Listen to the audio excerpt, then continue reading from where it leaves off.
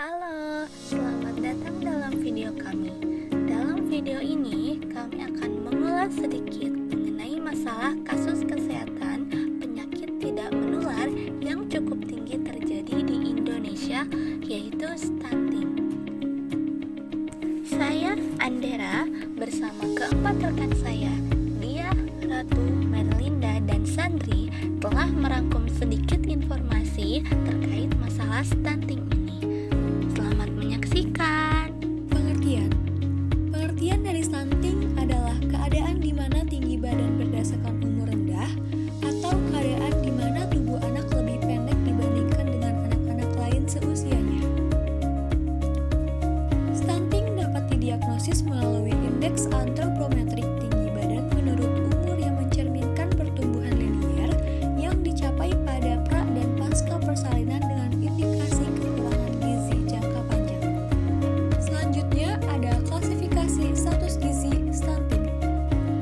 Berdasarkan indikator tinggi badan dibandingkan usia, yang pertama ada sangat pendek, yaitu Z-score kurang dari -3. Yang kedua ada pendek, yaitu Z-score kurang dari -2 sampai dengan Z-score lebih dari -3. Yang ketiga ada normal, yaitu Z-score lebih dari -2.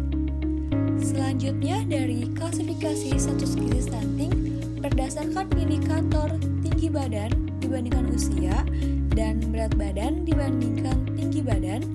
Yang pertama ada pendek lalu kurus, yaitu Z-score tinggi badan dibandingkan usia kurang dari -2 dan Z-score berat badan dibandingkan tinggi badan kurang dari -2. Yang kedua ada pendek lalu normal, yaitu Z-score tinggi badan dibandingkan usia kurang dari -2 dan Z-score berat badan dibandingkan tinggi badan kurang dari -2 sampai dengan 2. Yang ketiga ada pendek lalu gemuk, yaitu Z-score lebih dari -2 sampai dengan Z-score kurang dari 2. Selanjutnya, klasifikasi status gizi stunting H for age girls 2 to 5 years Z-scores atau tinggi badan menurut anak perempuan berumur 2 sampai 5 tahun Z-scores. Klasifikasi status gizi stunting length height for age boys birth to 5 years Z-scores. Artinya, panjang badan dibandingkan tinggi badan menurut umur anak laki-laki yang lahir sampai dengan 5 tahun Z-scores. Interpretasi berat badan dibandingkan tinggi badan menurut WHO. Dikurang dari -3, standar deviasi disebut dengan gizi buruk.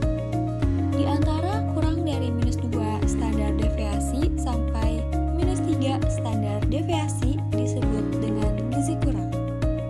Di antara -2 standar deviasi sampai +2 standar deviasi disebut dengan gizi baik atau cukup untuk anak dengan berat badan dibandingkan tinggi badan lebih dari +1 standar deviasi dikategorikan beresiko gizi lebih. Harus dilakukan perhitungan BMI dan diplot ke kurva BMI. Di antara +2 standar deviasi sampai +3 standar deviasi disebut dengan gizi lebih. Harus dilakukan perhitungan BMI dan diplot ke kurva BMI WHO. Di lebih dari +3 standar deviasi disebut dengan obesitas. Harus dilakukan perhitungan BMI dan diplot ke kurva BMI WHO. Pemantauan tinggi badan usia 0 sampai 12 bulan, jadwal pemantauannya setiap 1 bulan sekali. Usia 1 sampai 3 tahun, jadwal pemantauan setiap 3 bulan sekali. Usia 3 sampai 6 tahun, jadwal pemantauannya setiap 6 bulan sekali. Usia 6 sampai 12 tahun, jadwal pemantauannya setiap 1 tahun sekali. Pemantauan kecepatan pertumbuhan anak. Usia intrauterin, kecepatan pertumbuhan 60 sampai 100 cm per tahun. Usia 0 sampai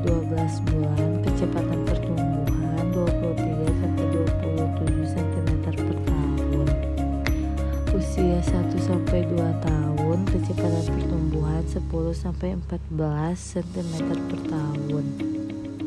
Usia 2-5 tahun, kecepatan pertumbuhan 6-7 cm per tahun. Usia prapubertas, kecepatan pertumbuhan 5-5,5 cm per tahun. Usia pubertas, kecepatan pertumbuhan buat perempuan 8-12 cm per tahun dan laki-laki 10-14 cm per tahun. Penyebab stunting meliputi A.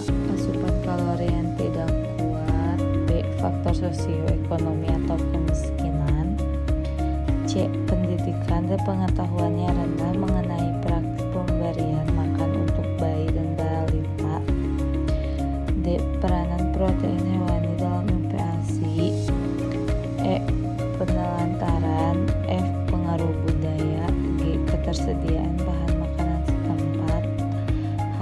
Kebutuhan yang meningkat, I. Penyakit jantung bawaan, J. Alergi susu sapi, K. Bayi berat badan lahir sangat rendah, L. Kelainan metabolisme bawaan, M. Infeksi kronik yang disebabkan kebersihan personal dan lingkungan yang buruk seperti diare kronis dan penyakit-penyakit yang dapat dicegah oleh imunisasi seperti tuberkulosis, difteri, pertusis, dan campak. Dampak stunting ada apa aja sih? Di sini ada dampak dalam jangka pendek dan ada dampak dalam jangka panjang. Dampak dalam jangka pendek ada meningkatkan angka kesakitan dan kematian, ada perkembangan kognitif, motorik, dan verbal tidak optimal, ada peningkatan biaya kesehatan. Dampak jangka panjang, postur tubuh yang lebih pendek dibandingkan pada umumnya saat dewasa, meningkatkan resiko obesitas, kanker jantung, dan penyakit lainnya. Ada juga menurunkan kesehatan reproduksi dan produktivitas dan kapasitas kerja yang tidak optimal. Adapun ciri-ciri dari stunting ialah tanda pubertasnya terlambat, kemudian performa buruk pada tes perhatian dan memori belajar, kemudian pertumbuhan giginya terlambat. Nah, di usia 8-10 tahun, pertumbuhan mulai melambat. Lalu bagaimana cara kita untuk mencegah terjadinya stunting ini? Nah, pada ibu hamil yang bisa dilakukan adalah dengan memperbaiki gizi, kemudian mengkonsumsi tablet tambah darah minimal 90 tablet selama kehamilan, serta menjaga kesehatan. Lalu pada saat bayi lahir, yang dapat dilakukan adalah ketika persalinan ditolong oleh bidan atau dokter terlatih. Kemudian melakukan inisiasi menyusui dini sampai 6 bulan. Kemudian ketika bayi berusia 6-12 bulan, yang bisa dilakukan adalah dengan mulai memberikan MPASI, kemudian mengkonsumsi vitamin A dan taburia, serta melakukan imunisasi dasar lengkap. Nah teman-teman, ternyata zat gizi mikro itu berperan penting loh dalam pencegahan terjadinya stunting. Nah, zat gizi mikronya ada apa aja ya? Yang pertama ada kalsium. Kalsium berfungsi dalam pembentukan tulang serta gigi, pembekuan darah, dan kontraksi otot. Nah, sumber kalsium ini dari mana aja? Contohnya itu ada susu, keju, dan kacang-kacangan. Lalu yang kedua ada yodium. Yodium sangat berguna bagi pembentukan hormon tiroid, di mana hormon ini berfungsi dalam mengatur metabolisme, pertumbuhan, dan perkembangan tubuh. Yodium juga penting untuk mencegah gondok dan kekardilan.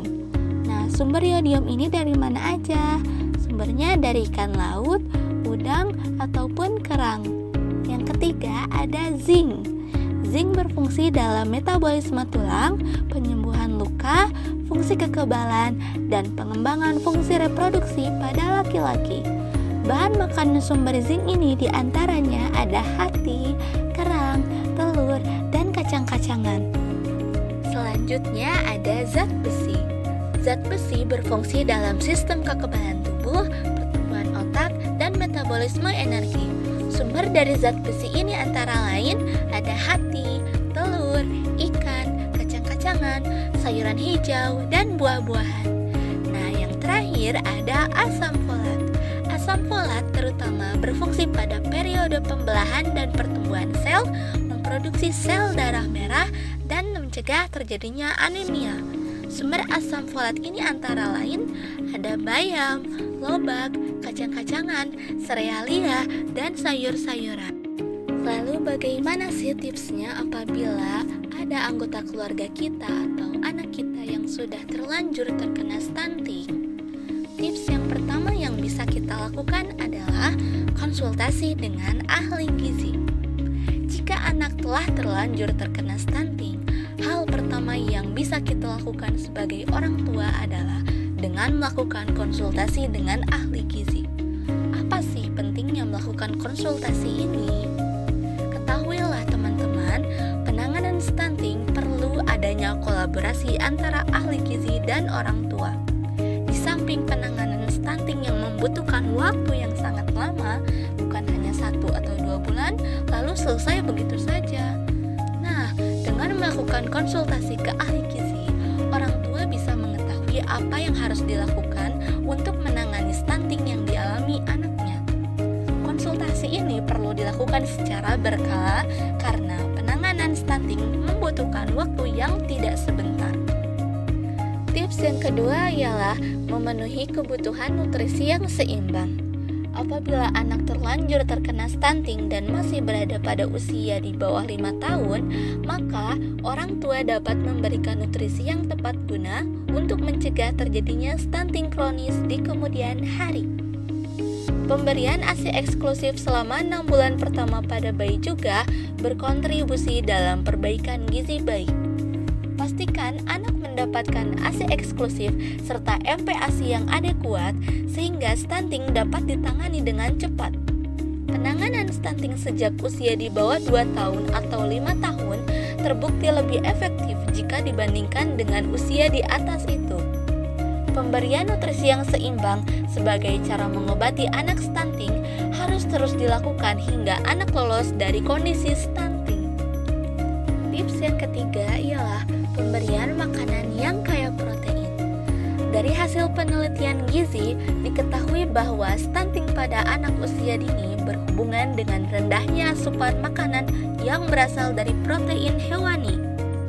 Konsumsi bahan makanan protein hewani sebagai tindakan pencegahan yang tepat karena protein hewani mengandung asam amino lengkap termasuk asam amino esensial.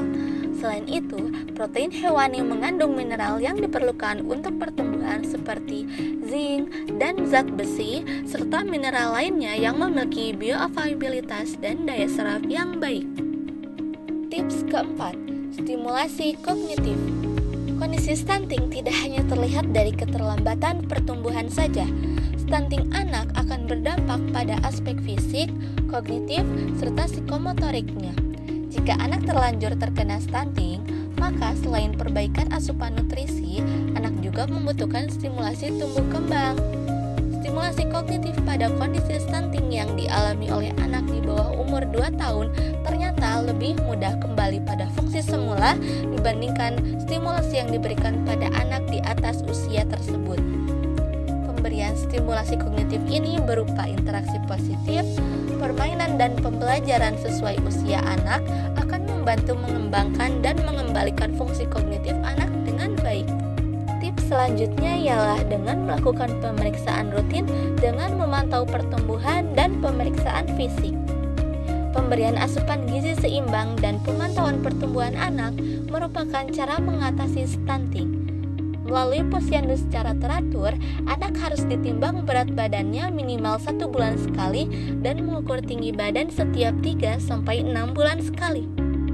Anda dapat melakukan pemantauan pertumbuhan secara mandiri atau melalui pos pelayanan kesehatan terdekat dan mencatat hasil pertumbuhan pada grafik pertumbuhan yang terdapat pada buku KIA. Tips selanjutnya ialah melakukan pengobatan dengan pemberian suplementasi mikronutrien. Jika anak terlanjur terkena stunting dengan kondisi gizi buruk, maka sebaiknya anak disarankan untuk dirawat di rumah sakit atau puskesmas terdekat. Mengobati anak stunting dapat dilakukan dengan pengobatan penyakit penyebabnya, melakukan nutrisi, pemberian suplemen, dan penerapan pola hidup sehat. Tindakan pengobatan stunting yang dapat dilakukan oleh ahli kesehatan meliputi mengobati penyakit penyebabnya, misalnya dengan memberikan obat anti tuberkulosis jika anak terindikasi TBC, memberikan nutrisi tambahan, memberikan suplemen berupa vitamin A, zinc, zat besi, kalsium, dan yodium. Melakukan pengobatan merupakan cara mengatasi stunting pada anak dengan indikasi keparahan tertentu. Nah, teman-teman, itulah tips yang bisa dilakukan apabila sudah terlanjur terkena stunting. Namun, tips-tips tersebut tidak bisa berjalan dengan baik apabila tidak ada dukungan dari keluarga. Keluarga memiliki peran penting sejak anak masih dalam kandungan hingga memulai kehidupan dan sampai pada masa dewasa. Dukungan keluarga dalam memecah masalah stunting memiliki dampak yang cukup nyata karena bersifat jangka panjang. Dukungan keluarga juga perlu dibarengi dengan kesadaran dan pengetahuan yang baik terkait bagaimana mendapatkan dan memberikan nutrisi pada anak. Tidak harus mahal, nutrisi yang tepat untuk tumbuh kembang anak adalah nutrisi yang adekuat dengan kualitas yang tepat. Demikianlah sedikit informasi yang bisa kami sampaikan terkait masalah stunting. Semoga video ini bisa menambah wawasan teman-teman sekalian. Sampai jumpa di video selanjutnya. Bye-bye.